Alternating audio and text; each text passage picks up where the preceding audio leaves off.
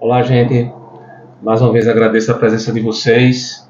Desejo que Deus abençoe a casa de vocês, a vida de vocês, que vocês estejam muito bem nesse dia. Gente, eu vou começar esse vídeo com a palavra, de Deus. Eu vou ler a primeira epístola de Timóteo, que vai do capítulo 1 ao capítulo 4, que diz assim: Admoesto-te, pois, antes de tudo, que se façam deprecações, orações, intercessões e ações de graças por todos os homens, pelos reis e por todos os que estão em eminência, para que tenhamos uma vida quieta e sossegada, em toda piedade e honestidade, porque isto é bom e agradável diante de Deus nosso Salvador, que quer que todos os homens se salvem e venham ao conhecimento da verdade. Pessoal, a palavra diz aqui que Deus ele deseja que todos os homens se salvem e venham ao conhecimento da verdade. Que verdade é essa? A verdade é Cristo, a verdade é Jesus. O desejo de Deus é que todos os homens venham ao conhecimento de que Cristo é o Senhor e Salvador, e todos os homens, aqueles que venham através da fé, acreditar no sacrifício dele e na sua ressurreição para a justificação dos pecados, E o amor de Deus ele se mostrou, Ele se consumou ali na cruz do Calvário, Um amor que ninguém nunca mais vai ver. Um homem que dá a vida por pessoas boas, também por pessoas más, E nós somos inclusos nisso, porque os nossos corações, a palavra diz que ele é dos nossos corações, que brota todo tipo de maldade, adultério. Então Cristo ele veio realmente fazer isso, Ele veio nos purificar, nos limpar por dentro, Nos tornar, como a palavra diz, santos, não porque merecemos, Porque a palavra diz que lá em Efésios, do capítulo 2, do verso 8 ao 10, diz que nós somos salvos pelo meio da fé, não por obras, para que ninguém se glorie. Tá bom? E aqui, gente, eu quero trazer uma experiência que eu tive, sabe? Eu tinha dito no vídeo anterior que eu tive uma experiência com um espírito maligno, Mas nesse vídeo eu quero trazer a vocês uma experiência que eu tive com um anjo, tá bom? Eu na época que tive essa experiência, eu frequentava centros, eu tinha na verdade eu era recém-convertido, passei um tempo acreditando, como eu falei no vídeo anterior e em outros vídeos passados, passei um tempo acreditando em religiões afro-espíritas, entre elas, enfim, curiosidade para conhecer religiões afro-espíritas, e principalmente a religião espírita, que na época também me trazia muita curiosidade, porque o espiritismo ele assim traz uma explicação para tudo que você está passando, Tudo que você estiver passando hoje de ruim é porque você viveu na vida passada algo ruim, então você está pagando nessa vida. Então era algo assim, traz uma explicação para tudo, Às vezes é até sedutor, digamos assim, Porque ali como você vai ter uma explicação por algo que você está passando, aquilo de certa forma vai trazer um conforto, ou um esclarecimento, mas a gente sabe que não tem um ar tem somente uma aparência de sabedoria, mas não tem a verdade em si, que está na palavra de Deus, na Bíblia, Então, em virtude dessa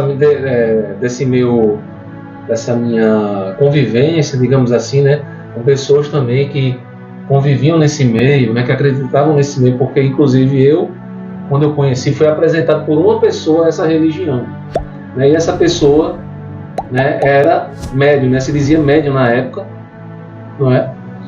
E eu me lembro que ela dizia que o meu avô, que tinha morrido nessa época, era diácono da igreja, trabalhou anos e anos na igreja. Quando tinha morrido, ele estava do meu lado chorando. Ou seja, o meu avô era uma alma penada aqui no mundo. Então, eu comecei a me interessar, porque eu era verde, não tinha, infelizmente, na época, o conhecimento que eu tenho hoje da palavra, E eu comecei a acreditar e frequentar centros espíritas, Então, os meus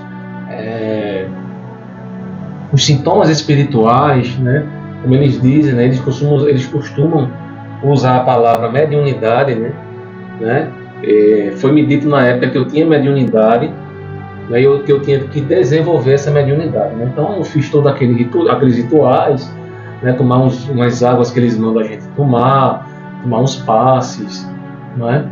E em virtude disso eu comecei a ouvir coisas, a ver coisas, né?